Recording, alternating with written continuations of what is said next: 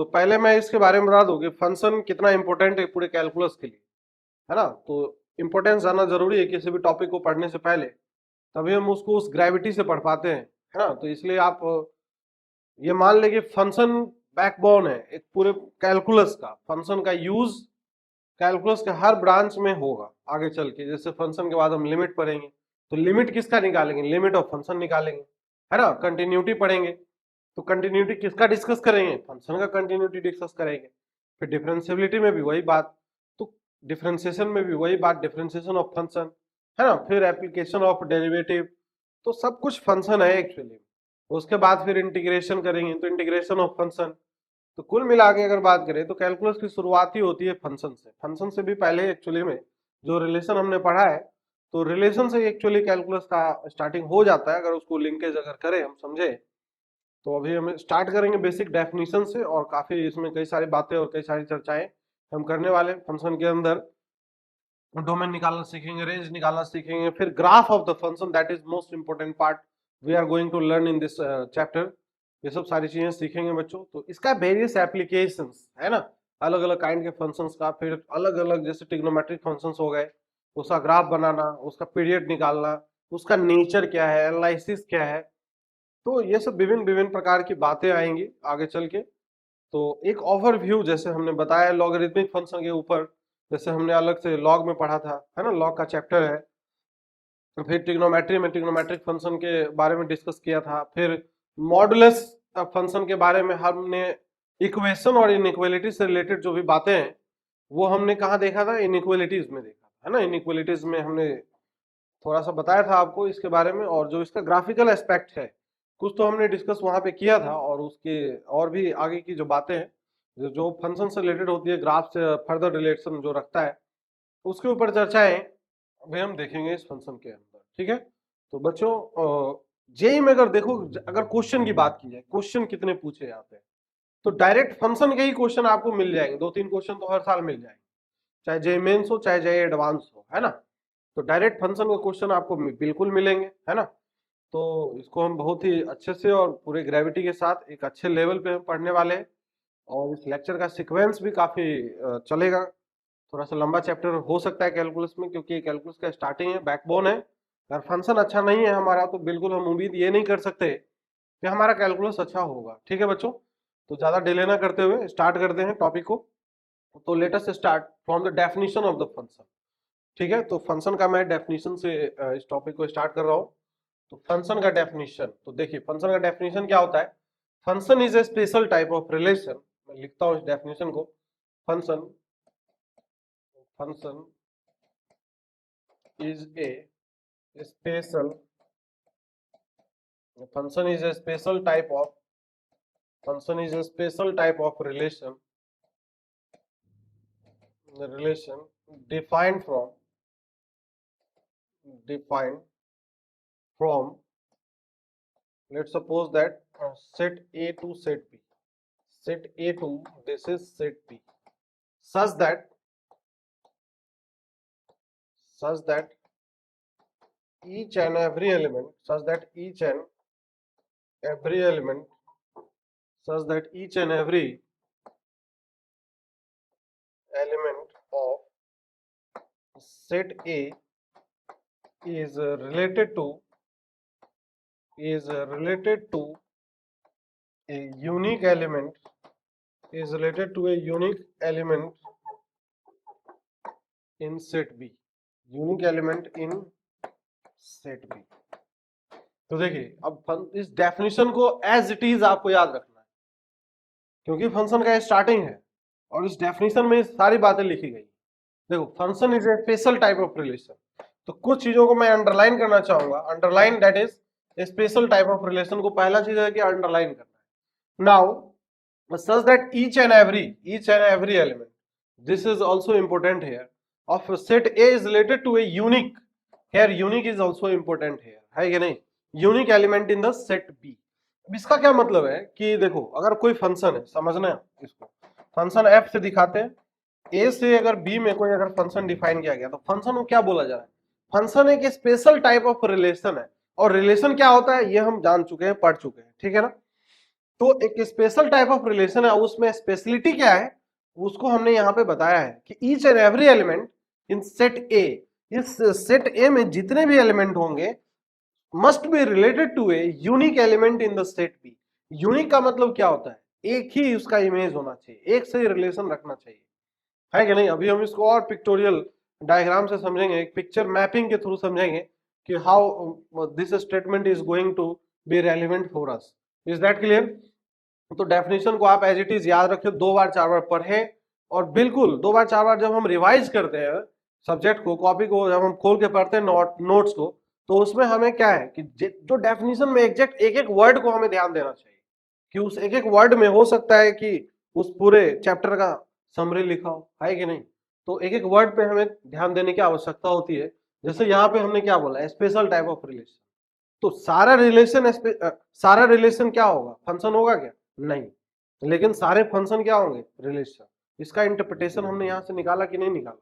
अब क्वेश्चन यहाँ से भी बन सकता है, जैसे 2 स्टेटमेंट दे देगा। पहला statement every relation is a function, पहला स्टेटमेंट ये हो गया।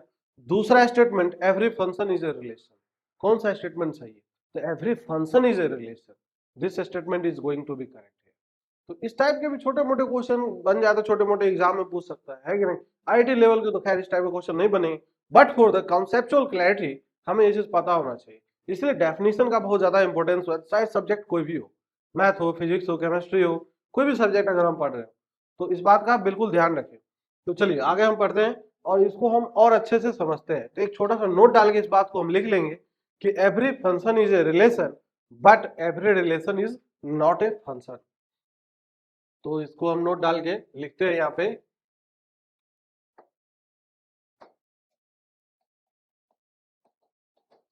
Every function is a relation, every function is a relation but not not every relation is a function, not every relation is a function। is that clear? सही बात है क्या? चलो अब इसको हम मैपिंग से समझने का प्रयास करते हैं कि जो अभी हमने समझाया है कि सर एग्जैक्टली में आप कहना क्या चाह रहे थे। तो देखो हम कहना क्या चाह रहे थे, लेट्स सपोज दैट कि हम कुछ फंक्शन को डिफाइन कर रहे हैं इस तरीके से। यहाँ पे मैपिंग है, ये this is called the mapping है। और यहाँ पे अगर बात करें, जैसे मान लो ये सेट ए है और ये सेट बी है, ए से बी में अगर इसमें कुछ एलिमेंट बोल दे, this is x1, this is x2 and this is x3 and this is x4, and suppose that this is here y1 y2 y3 y4 and this is y5, इस तरीके से। और यहाँ पे फंक्शन डिफाइन किया गया है, function f is defined from a to b। a से b में अगर फंक्शन डिफाइन किया गया है तो रिलेशन है अगर ये, तो रिलेशन में हमने बात किया था कि what is the domain of relation and what is the codomain of the relation. क्या है, इन सब बातों के ऊपर हमने चर्चाएं पहले भी कर रखा है। तो यहाँ पे सेट ए को हम क्या बोलेंगे, this is called the domain, और सेट बी को हम क्या बोलेंगे, this is called the codomain. Set B को क्या बोलेंगे, this is codomain. Is that clear? This is domain and this is codomain. तो डोमेन से कोडोमेन में आप अगर मैपिंग करेंगे तो फंक्शन का जो क्राइटेरिया है उसको फॉलो करना चाहिए। क्या करना चाहिए, ईच एंड एवरी एलिमेंट ए से बी में अगर मैपिंग कर रहा है तो ये मैपिंग है अपना F, this is the mapping here. अब यहाँ पे इसमें कितने एलिमेंट है, 4 एलिमेंट है। ईच एंड एवरी एलिमेंट, चारों एलिमेंट का कोई ना कोई क्या होना चाहिए, एक इमेज होना चाहिए। Is that clear? कोई भी छूटना नहीं चाहिए। कोई एक एलिमेंट भी अगर रह जाएगा जिसका कोई इमेज एग्जिस्ट नहीं कर रहा है या किसी के साथ पेयरिंग नहीं है, तो इसका मतलब वो फंक्शन कंडीशन को क्या कर रहा है, वायलेट कर रहा है। तो दैट्स वाई यहाँ पे जैसे अगर हम मैपिंग करें तो फंक्शन के रूल के अकॉर्डिंग, जैसे x1 का लेट सपोज दैट y1 के साथ मैपिंग है, तो और x2 का y2 के साथ है, और x3 का y3 के साथ है, और x4 का y4 के साथ है। तो क्या ये बच्चों फंक्शन है कि नहीं? सर यहाँ पे तो सर आप इधर y5 जो एलिमेंट है वो रह गया, छूट गया, तो क्या ये फंक्शन कहेंगे इसको? बिल्कुल कहेंगे फंक्शन है। इस पे कोई पाबंदी नहीं है, इधर पाबंदी है सेट ए पे। Confusion must be avoided here, है कि नहीं? पाबंदी किसके ऊपर है, ए के ऊपर है, इसका कोई एलिमेंट छूटना नहीं चाहिए। और सेट बी में एलिमेंट छूट भी सकता है या ना भी छूटे, है कि नहीं? तो दैट डिपेंड्स कि कोडोमेन क्या गिवन है। कोडोमेन निकालना नहीं होता है, कोडोमेन इज ऑलवेज गिवन। अब यहाँ पे जैसे y5 रह गया, कोई बात नहीं, कंडीशन ये था कि x1 का क्या एक ही इमेज है कि नहीं, यूनिक इमेज होना चाहिए। बिल्कुल है। x2 का यूनिक इमेज है, x3 का यूनिक इमेज है और x4 का यूनिक इमेज है। तो बिल्कुल जो कंडीशन था वो कंडीशन को फॉलो कर रहा है। तो यहाँ पे अगर डोमेन बात किया जाए तो डोमेन x1 x2 x3 और x4, और रेंज अगर बात किया जाए range of this function y1 y2 y3 and y4 होगा, है कि नहीं। तो यहीं पे मैं लिख देता हूं, दैट इज क्या, तीन चीजें मैं लिखूंगा। दैट इज डोमेन क्या है इस फंक्शन के लिए, फिर उसके बाद अगर बात करते हैं तो इस फंक्शन के लिए कोडोमेन क्या है, ठीक है, और इस फंक्शन का सर रेंज क्या है कि नहीं, what is the range of this function. तो ये सारी चीजें रिलेशन में हमने पढ़ा है कि what is the domain of relation, domain of codomain of relation and range of the relation. Is that clear. तो डोमेन यहाँ पे ए से बी में अगर डिफाइन की जा रही है, तो ए से बी में डिफाइन किया है तो सेट ए को हम क्या बोलेंगे, डोमेन कहेंगे। तो सेट ए में क्या एलिमेंट है, तो सेट ए में एलिमेंट है x1, this is x2 and this is x3 and this is x4। And what is the codomain, codomain ये जो गिवन होता है that is set B. Set B is the codomain. And range क्या है, range उसको बोलते हैं जो हमें इमेज में और पेयरिंग में दिखाई दे। Is that clear. जैसे x1 y1 का पेयरिंग है, x2 y2 का, x3 y3 का, x4 y4 का है, तो यहाँ पे range y1 y2 y3 and y4 हो जाएगा। Is that clear. तो रेंज हो जाएगा, this is range of this function is equal to this is y1, फिर उसके बाद y2 और उसके बाद y3 और उसके बाद क्या है y4 है। Is that clear. तो range of the function is always the subset of the codomain, है कि नहीं। ये हमने कई बार डिस्कस किया है, पहले भी डिस्कस किया है। तो यहाँ पे भी नोट डाल के इस बात को भी अगर लिखना चाहे तो लिख सकते हैं हम, दैट इज क्या, range of function, range of function is the subset of is the subset of is the subset of codomain। ये ऑलवेज होगा, है कि नहीं, उसका इक्वल भी हो सकता है। ठीक है, कोई दिक्कत, कोई समस्या, परेशानी, इतना क्लियर है क्या। ये सब बेसिक बेसिक बातें, बेसिक बातें। अभी हम कुछ तो बातें नहीं कर रहे, सिंपल बातें। Keep the things as simple as you can. ठीक है, जितना सिंपल तरीके से हम चीजों को समझने का प्रयास करेंगे, कॉन्सेप्ट्स उतना ही हमारे दिमाग में अच्छे से इनग्रेंड होगा। Is that clear. और वही चीजें लॉन्ग लास्टिंग होती है। ये नहीं कि तोप ये कर लिए वो कर लिए, दुनिया भर की किताबें पढ़ लिए और फंडामेंटल्स हमारा क्लियर नहीं है। क्वेश्चन बच्चों फंडामेंटल से ही जेई बनाएगा, है कि नहीं। अच्छे लेवल का जो भी एग्जाम होता है वहां पे क्वेश्चन फंडामेंटल लेवल से ही बनते हैं, ग्राउंड लेवल से ही बनते हैं। तो ऑलवेज फोकस, कॉन्सेप्ट को मजबूत करने के ऊपर फोकस रखिए। तो चलिए अब यहाँ पे जो हम डिस्कस कर रहे थे, अब कुछ हम ऐसे एग्जाम्पल लेंगे जहाँ पे आपको बताना है कि ये जो मैपिंग हम करके दिखाएंगे अभी, जो डायग्राम बनाएंगे, उसमें आपको बताना है कि वो फंक्शन है या नहीं है। ठीक है, तो बस फंक्शन का डेफिनेशन ध्यान रखना, एक बार रिकॉल कर लीजिए आप। Now I am giving you some example, as for example let us here take some example. जैसे पहला एग्जांपल हम लेते हैं, है कि नहीं, फंक्शन का मैपिंग करेंगे हम बस, कि जैसे इसमें एलिमेंट है 1 2 3 4, और इसमें मान लेते हैं हम कुछ ले लेते हैं y1 y2 और y3, तीन एलिमेंट है। और हम मैपिंग करते हैं, तो मैपिंग करते हैं, ये इधर गया मैपिंग में, ये इधर गया और ये इधर, और मान लेते हैं ये इधर है। ठीक है, तो आपको बताना है कि ये सारे फंक्शन होगा कि नहीं होगा। ठीक है, नाउ दूसरा एग्जांपल हम लेते हैं। तो second example is taken here कि ये है और ये है। ठीक है, इसमें एलिमेंट ले लेते हैं हम, लेट सपोज दैट इधर x1 है, इधर x2 है, इधर x3, ये x4 और इधर x5 है, और इधर एलिमेंट ले लेते हैं हम y1 y2 y3 and this is y4। Is that clear. अब यहाँ पे हम मैपिंग कर देते हैं x1 का इधर y1 से, x2 का हम कर देते हैं इस पे मैपिंग y2 के साथ, और x2 का मैपिंग y3 के साथ भी कर दिया। ये इधर x3 का y4 के साथ, और x4 का हम कर देते हैं इसके साथ, और x5 का इसके साथ कर देते हैं। ये एग्जांपल ये है। Now the third example is written like this. ये इस तरीके का, इधर 1 2 3 4, और इसमें 1 और 2 एलिमेंट है, दो ही एलिमेंट है। अब हम मैपिंग करते हैं, 1 का 1 के साथ, 2 का 1 के साथ, 3 का भी 1 के साथ, 4 का भी 1 के साथ, सबका 1 के साथ मैपिंग कर दिया। और एक मैं एग्जांपल लिख देता हूं आपके लिए। This example it is written like this is 1 2 3 4 and this is 5, and this is what y1 y2 y3 and this is y4। अब इसमें मैपिंग जो किया गया है 1 का इसके साथ, 2 का इसके साथ, 3rd का इसके साथ, 4th का इसके साथ, 5 का कोई मैपिंग नहीं है। अब आपको ये बताना है कि ये जो चार एग्जांपल्स गिवन है, which of the following 4 examples represents mapping of the function. Mapping of the function मतलब इन सब सारे रिलेशन में से 4 रिलेशन बोल सकते हैं हम। किसी भी टाइप का अगर पेयरिंग कर दे तो उसको रिलेशन कहेंगे। तो among this 4 relations you have to identify which of them are the functions, है कि नहीं, फंक्शंस को रिप्रेजेंट कौन कौन कर रहा है। तो चलो एक बार आप ट्राई करो और फिर आप देखो कि आप क्या आइडेंटिफाई कर पाते हो, क्या सोच पाते हो, क्या कर पाते हो। वीडियो पॉज करिए और बताइए क्या होगा। तो बच्चों आपने किया होगा, well and good. Now let us do it. इसको अगर हम करेंगे तो क्या क्या दिखेगा देखते हैं। अब यहां से अगर देखें, जैसे पहला वाला है, क्या पहला वाला ये फंक्शन है कि नहीं है। First example is representing whether the function और नॉट। तो दो कंडीशन चेक करना है कि इसका जो जिधर से जिधर डिफाइन किया जा रहा है, एरो का साइन देखे तो ये इधर से इधर जा रहा है कि नहीं, लेफ्ट टू राइट। तो इसमें हर एलिमेंट का मैपिंग हुआ है कि नहीं, ये देखना है। दूसरा चीज, क्या हर एलिमेंट का यूनिक इमेज है कि नहीं। इमेज मतलब ये है, जैसे वन का इमेज वन y1 से रिलेटेड है तो वन का इमेज y1 कहलाएगा। टू भी y1 से रिलेटेड है, टू का इमेज क्या कहलाएगा, y1 कहलाएगा। तो एक सिंगल होना चाहिए। यूनिक का मतलब क्या है, एक ही होना चाहिए। तो जैसे वन y1 से एसोसिएटेड है, ठीक है, यूनिक है। टू भी y1 से है तो सर यूनिक कैसे रहा। अरे वन का तो y1 है, टू का भी y1। यह अलग बात है कि ये दोनों एक पे ही जाके जान दे रहे है कि नहीं, समझ रहे कि नहीं। तो सबका है तो एक ही। अब यहाँ पे जैसे 3 का y2 के साथ है, 4 का भी y2 के साथ भी रिलेशन है, ठीक है। अब उधर y3 एक रह गया, कोई बात नहीं। तो ये एक फंक्शन है। Is that clear. Now second example. Second example में चेक करो, यहाँ पे x1 x2 x3 x4 x5 सबका है इमेज, पहला condition satisfied. Second you have to check the uniqueness.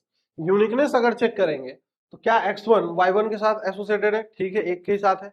लेकिन जैसे हम x2 के पास जैसे पहुंचे तो हमें ऐसा लगा कि x2 का एक आइटम नहीं है, कितना है भाई, दो दो है। तो x2 का रिलेशन किसके किसके साथ है।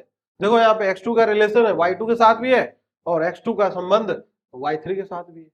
तो इसका मतलब क्या हुआ, यूनिकनेस यहाँ पे खत्म हो गया। यूनिकनेस अगर यहाँ पे ओवर रूल हो गया है तो इसीलिए जो यूनिकनेस वाला कंडीशन है उसके कारण ये फंक्शन नहीं है। मतलब किसी भी एक x के लिए दो y नहीं मिलना चाहिए। Is that clear. तो that's why this is not the function. Now third example अगर देखें तो क्या ये फंक्शन है, फंक्शन का एग्जांपल है या नहीं है। Let us check it. तो यहाँ पे अगर देखेंगे first first thing, each and every का कंडीशन। तो ईच एंड एवरी का कंडीशन 1 2 3 एंड 4 सबका रिलेशन है। यूनिकनेस है कि नहीं। तो यहाँ पे वन का ठीक है, वन का रिलेशन वन के साथ है, टू का भी वन के साथ ही है, थ्री का भी वन के साथ ही है और फोर का भी वन के साथ ही है। तो ठीक है, कोई बात नहीं, यूनिक तो है। ये अलग बात है कि ये चारों लोग एक पे ही जान दे रहे हैं, टू को कोई देख ही नहीं रहा है कि नहीं। ऐसा होता है कि नहीं नॉर्मल लाइफ में भी। कॉमन सेंस से रिलेट करो, अब ज्यादा हम बोलेंगे नहीं। तो देखो ये फंक्शन है, ठीक है, this is also a function. अब नाउ फोर्थ में अगर डिस्कस करें तो फोर्थ में अगर देखते यूनिकनेस, यूनिकनेस वाला कंडीशन नहीं, पहले तो हमें ईच एंड एवरी चेक करना चाहिए। तो ईच एंड एवरी अगर चेक करेंगे तो 1 2 3 4, लेकिन देखो यहाँ पे 5 का कोई इमेज है, 5 का कोई इमेज नहीं है, बेचारा अकेला है दुनिया में। तो फंक्शन बोलता है ऐसा नहीं है, ऐसा नहीं होना चाहिए। इधर का कोई भी व्यक्ति छूटना नहीं चाहिए, है कि नहीं। कोई भी अगर एक व्यक्ति अगर ऐसा रह गया जिसका कहीं से भी संबंध नहीं है तो वो फंक्शन होगा ही नहीं। तो इसीलिए 5 का कोई इमेज नहीं है, that's why this is not a function. तो इसीलिए ये एक फंक्शन को रिप्रेजेंट नहीं करता है। क्लियर है क्या। मेरे ख्याल से ये एग्जाम्पल सफिशियंट है समझने के लिए। अगर इसमें कोई परेशानी हो, कठिनाई हो तो बताइए, है कि नहीं। तो चलो बच्चों अब आगे देखते हैं। तो अब आगे क्या है कि जैसे अब हमने इसी डेफिनेशन को ग्राफिकली अगर हमें पहचानना हो, आइडेंटिफाई करना हो कि how to identify graphical identification of a function. मतलब ग्राफ अगर कोई कर्व बनाया हुआ है, कोई भी एक कर्व बना हुआ है, उस कर्व को हमें यह बताना है कि whether this curve is the graph of the function और नॉट। वो फंक्शन का कर्व है कि नहीं है, मतलब वो फंक्शन का ग्राफ है या नहीं है। तो वो कैसे करेंगे वो देखते। देखो फंक्शन का एक्चुअली क्या है कि जब भी इक्वेशन बनता है, चाहे जब भी हम ग्राफ प्लॉट करते हैं तो क्या आप करते हैं, y equal to F X लिखते हैं। तो पहले थोड़ा सा हेडिंग डालते हैं और फिर हम इस कॉन्सेप्ट को समझने का प्रयास करते हैं। तो हेडिंग डाल लीजिए आप, that is what graphical identification of function, graphical identification of function. Graphical identification of function. तो graphical identification of a function, तो देखो सबसे पहली बात, अगर जैसे यहाँ पे मान लो सपोज मैपिंग है, मैपिंग कोई अगर फंक्शन है, जैसे f is a function which is defined from a to b, है कि नहीं, तो इधर x का वैल्यू डिनोट करेगा और इधर y का वैल्यू डिनोट करेगा। पहली बात सिंपल, ये इनपुट है और ये आउटपुट है कि नहीं। Function is just like a machine, एक मशीन की तरह काम करता है। जैसे यहाँ पे एक मशीन है, ये एक मशीन है कि नहीं, दिस इज ए मशीन। तो मशीन में कुछ इनपुट चाहिए ना, कुछ अगर हम इनपुट डालते हैं फिर मशीन काम करता है और फिर उसके बाद ये अपना आउटपुट निकाल के देता है कि नहीं। तो इनपुट में यहाँ पे x की तरह इनपुट जाता है और ये y equal to F X, ये एफ एक्स ये फंक्शन है, मशीन का इक्वेशन है। आउटपुट मतलब y का वैल्यू। तो x वर्सेज y, जब भी हम प्लॉटिंग करते हैं ग्राफ का, तो ग्राफ का प्लॉटिंग करते हैं तो हमें क्या दिखता है, तो y वर्सेस x प्लॉट करते हैं, है कि नहीं। ये y एक्सिस है और इधर x एक्सिस है। Is that clear. तो यहाँ पे बच्चों क्या है, अगर फंक्शन इनपुट अगर ये है तो ये आपका ये x1 x2 x3 ऐसे करके चलेगा, और इधर जो वैल्यू आएगा y1 y2 y3, है कि नहीं। दिस इज द इनपुट, ये इनपुट को डिनोट करेगा और दिस इज आउटपुट को डिनोट करेगा। तो फंक्शन ये बोलता है कि हर इनपुट के करस्पॉन्डिंग आउटपुट मिलना चाहिए। ऐसा नहीं होना चाहिए कि भाई कोई इनपुट है और उसके करस्पॉन्डिंग कोई आउटपुट मिल ही नहीं रहा है। दूसरा बात, और यूनिक होना चाहिए, मतलब एक एक्स अगर डाले, एक इनपुट डाल रहे हैं तो एक ही आउटपुट देना चाहिए। एक एक्स के लिए दो आउटपुट नहीं आना चाहिए। तो मतलब एक एक्स के लिए दो आउटपुट आने का क्या मतलब है, भाई एक मशीन है ही नहीं, वो एक्चुअली बहुत सारे मशीन है, अलग अलग ढेर सारे मशीन लगे हुए, है कि नहीं। तो दैट्स वाई। तो अब यहाँ पे क्या है कि जैसे मान लो कि ग्राफ हम प्लॉट बनाएंगे किसी भी फंक्शन का, जैसे मान लो यही है, इस टाइप का है, इधर इस तरीके का है कि एक्स वाई लिया, ढेर सारे पॉइंट आते गए और सबको हमने ज्वाइन कर दिया, तो ऐसा करके कुछ कुछ बना। तो क्या ये जो ग्राफ है, ये ग्राफ एक फंक्शन का ग्राफ है कि नहीं, तो ये कैसे हम आइडेंटिफाई करेंगे, how to identify this is the graph of a function और नॉट। तो उसके लिए करते क्या है कि हम एक एक्स के लिए चेक करते हैं कि किसी भी एक्स के लिए ऐसा तो नहीं हो रहा है कि वाई दो दो मिल रहे हैं। तो वर्टिकल लाइन हम ड्रॉ करके देखते हैं, draw any vertical line, if any vertical line is cutting the curve, the graph at more than one point, then that will that, तो क्या होगा, वो फंक्शन का एक्चुअली क्या होगा, ग्राफ होगा वो, बिल्कुल नहीं होगा। अगर एक्स अधिक बार अगर कट कर दिया तो इसका मतलब क्या है, एक एक्स के लिए दो वाई मिल रहे, तीन वाई मिल रहे, बहुत सारे वाई के वैल्यू मिल रहे हैं। तो इसके लिए हम एक जनरल सा रूल अगर हम बात करें तो रूल क्या होगा कि no vertical line can cut the graph of the function more than one point. तो इस नोट डाल के हम इस चीज को लिख सकते हैं। तो मैं लिख देता हूं कि यहाँ पे no vertical line, no vertical line, no vertical line can cut the graph of function, the graph of function more than one point. एक से अधिक पॉइंट पे वो कट नहीं कर सकता है। Is that clear. तो यहाँ पे अगर हम देखें तो कोई भी वर्टिकल लाइन ड्रॉ कर ले, देखो ग्राफ को एक से अधिक बार कट कर रहा है क्या, बिल्कुल नहीं कट कर रहा है। इसका मतलब क्या है, ये ग्राफ ऑफ फंक्शन है। Is that clear. बाकी और मैं कुछ एग्जांपल और मैं लिख रहा हूँ जहाँ पे आपको ऐसा फील होगा कि ये ग्राफ ऑफ फंक्शन नहीं है। देखो जैसे अगला एग्जांपल, जैसे मैं इसको बनाता हूँ, जैसे ये है,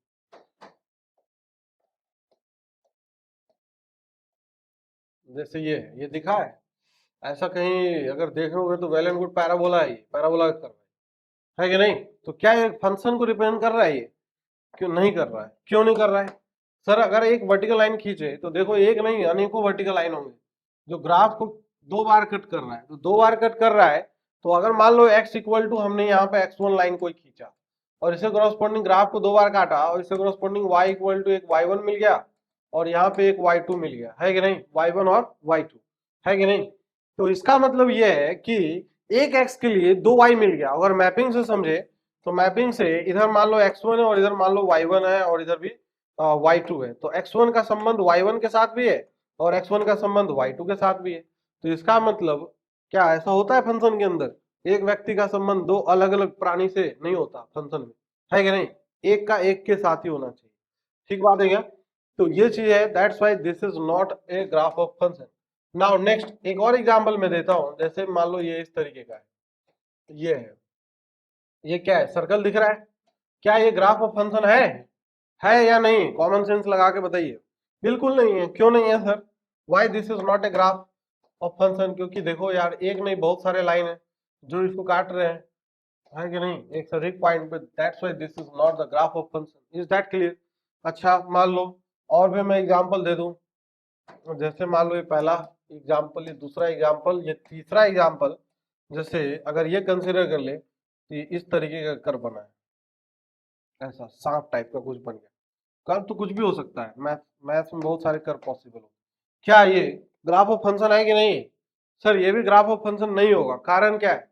कारण ये है कि एक वर्टिकल लाइन ड्रॉ करेंगे तो देखो कितनी बार काटा, एक बार यहाँ, एक बार यहाँ, एक से अधिक, दो, तीन, चार, बस एक से अधिक अगर हो गया तो ग्राफ ऑफ फंक्शन को रिप्रेजेंट नहीं करेगा। तो ठीक है, और मैं एग्जांपल लिखता हूँ और आपको खुद बताना है कि कौन सा होगा कौन सा नहीं होगा। तीन एग्जांपल तो ऑलरेडी हो चुके हैं। नाउ द फोर्थ एग्जांपल मैं अगर डिस्कस करूं तो इस तरीके का मैं दे देता हूँ। चलो ऐसा करके है।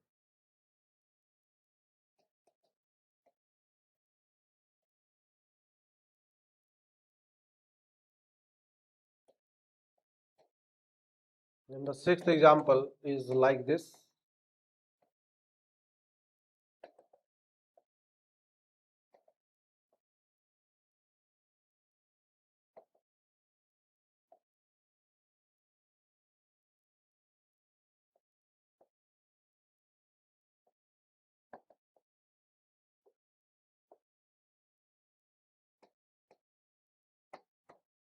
चलो सेवेंथ एग्जाम्पल में देता हूँ और कुछ मजबूत टाइप का एग्जाम्पल। ये लो,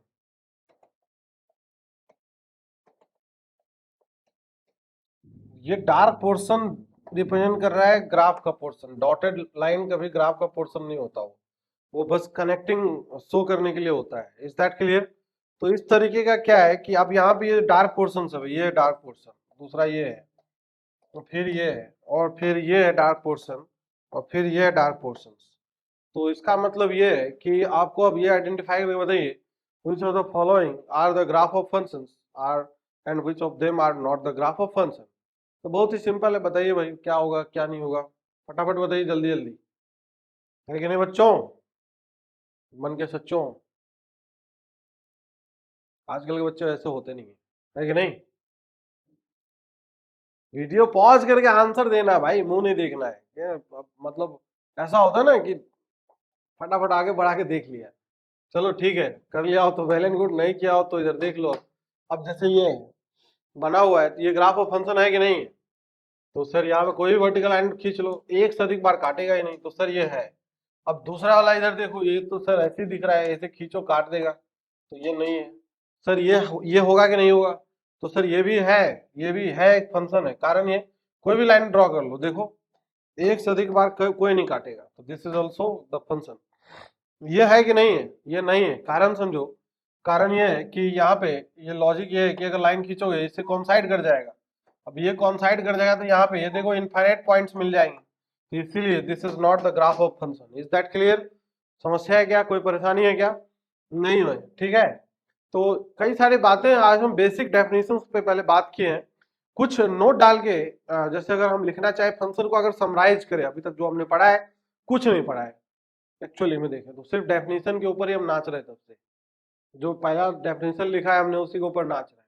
अगर कोई फंक्शन है, ए से बी में फंक्शन डिफाइन किया जा रहा है, तो क्या कंडीशन है? Each and every element of set A must be related to a unique element in set B. और फंक्शन को हमने क्या बताया? Function is a special type of relation. Every function is a relation but every relation is not a function. Is that clear?